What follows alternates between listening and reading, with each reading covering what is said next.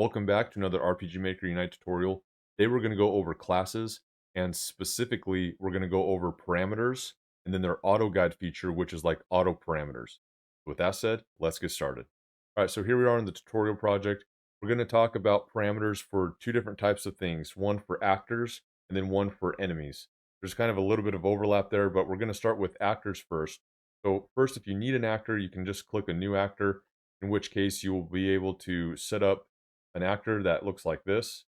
And you'll notice that right here, there's a class. And you can choose from these set list of classes. You can also search too, if you have a long list. And now, what is a class exactly? It is going to hold all of your parameters and also other things that we'll get into on other videos, but parameters specifically for this one. And it's going to hold all those parameters, all right? Now, how do we access a class? Well, there's a thing right here called Edit Classes, and you can see that if you want a new class, you can right-click it and create a new class, right? So we do know that this craft is a class of hero. We do know that we can just go to hero, we can actually start to edit this class, right? So there is a lot of information in a class. And what we're going to do today is we're only going to focus on the parameters. I'm going to close everything else except for the parameters. And we'll go over extra parameters and special parameters as well.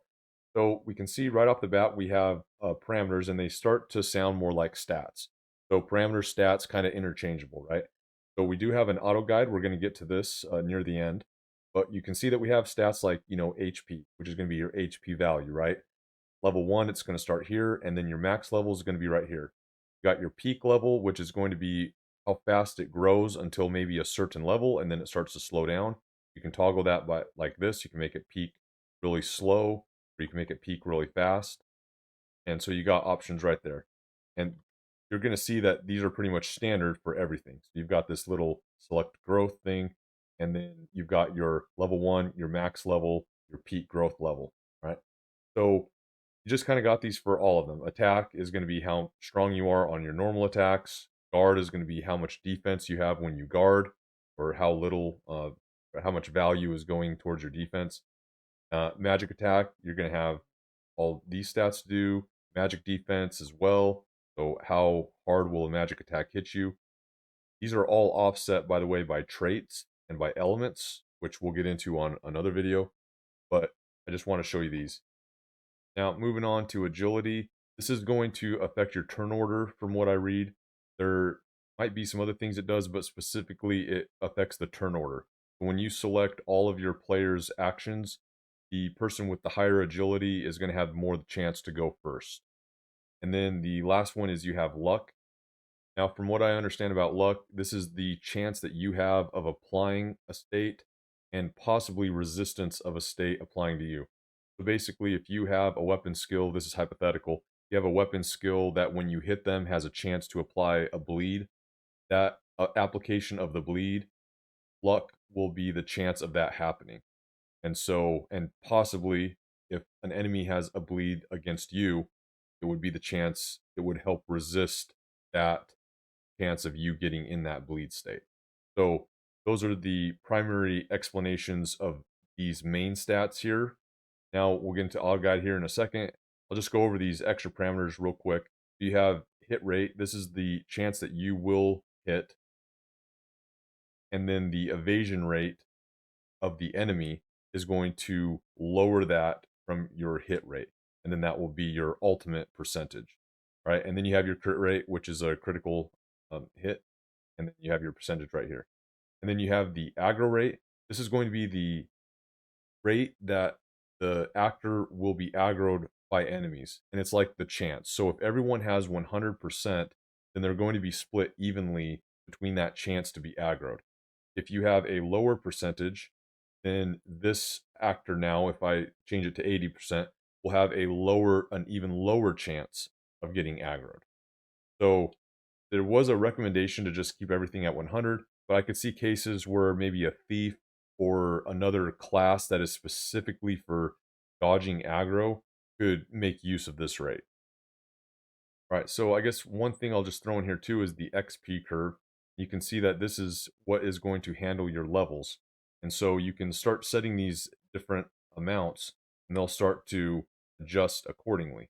So if you change this to right here, you can see that these level or these XPs toward the next level will start to change. And you just kind of play with this value. You can see cumulative XP that will be needed. You can see until the next XP. And you just kind of play with these values. There's rhymes and reasons if you can figure them out. But yeah, just play with these values till these kind of make sense. And that's going to be your XP curve. All right, so now let's move on to the auto guide.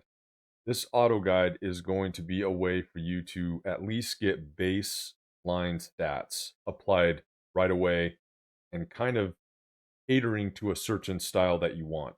So for example, we'll just keep the HP and the max HP or MP open, and we'll just start to play around with this guide. So basically you can set the HP MP balance right here. If you go -5, I believe that the HP will be lower and the MP will be higher.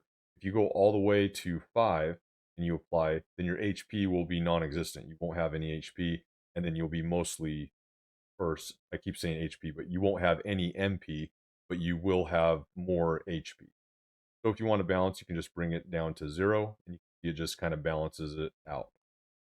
These are the parameters that you can set to say this is more what this class is. So this hero, for example, is definitely more heavy on the attack and defense than it is on these other ones. Now you have 30 points total. So if we brought these all to 0, we would have 30 points to put them where we want. So if we want this to be a full attack, full defense, no magic, no agility, and like, well, we can't do anything because we ran out of slots. So this is literally just an attack and defense guy. We can apply that right here. We can see our luck is low, our agility could be low, attack is high, and our guard is low. Let's see if we just lower these and see what the change is. Yeah, you can see that our attack value went down. And now let's say that we want just a lot of luck. Apply that. You can see our luck increased. And so, yeah, you can play around with this auto guide, and it just can give you a good baseline of what your character is going to be like. All right, so one thing I want to make sure makes this video is that because we're using Unity UI elements, we can do things like addition and multiplication in the editor. So for example, let's just say I wanted this to be double. I could literally just type times by 2, hit enter, and then boom, you've got your new value. You can do the same with all the normal things like adding. We want to add 9. Now I want to minus 100. And then you can divide that by 2, and you'll get the values.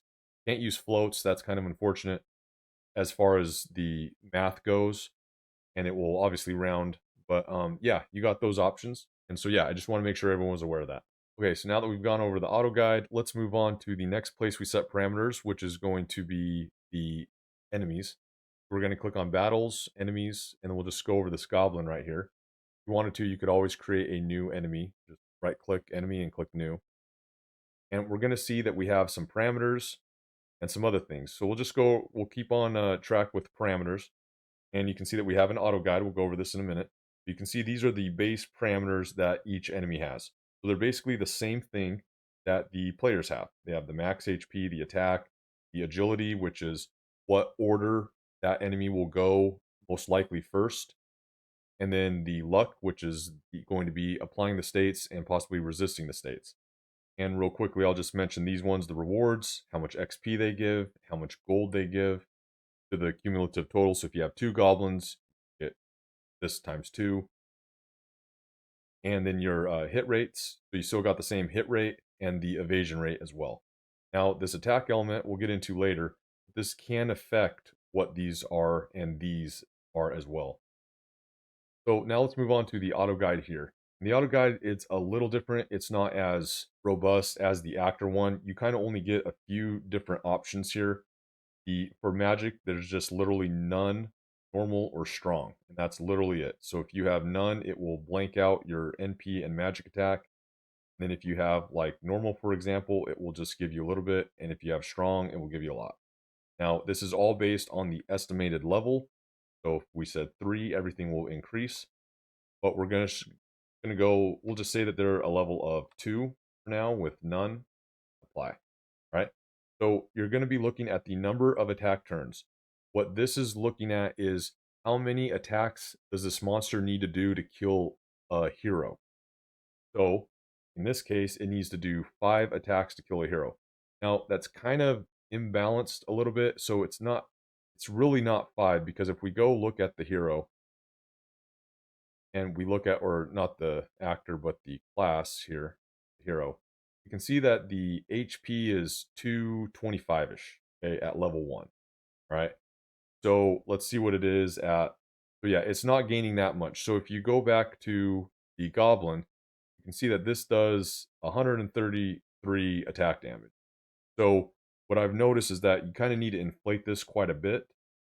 We'll apply that, and I think 15 here, maybe even 20. So yeah, you're kind of inflating this a little bit more. Now, number of guard turns is how many hits does the actor need to do on this enemy to kill it. So this one seemed pretty reasonable. Basically, if 1, then it would be a very low value. 2 would be like that. Maybe 3 to be a 2-hit enemy more. And yeah, so that's how you auto-guide your enemies.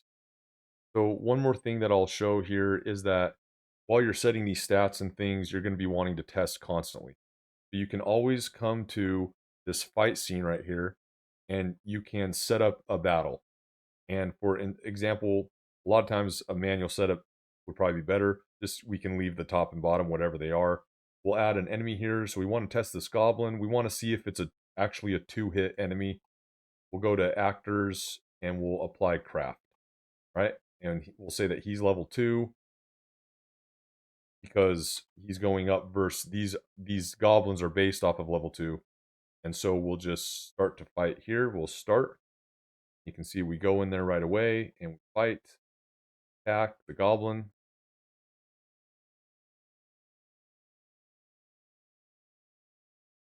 And so yeah, that's all that we wanted to really test. It's a 2-hit enemy, but yeah, that's just how you can test your battle. All right, so hopefully this video was helpful. If you have any questions, drop them in the comments below. We'll get you figured out.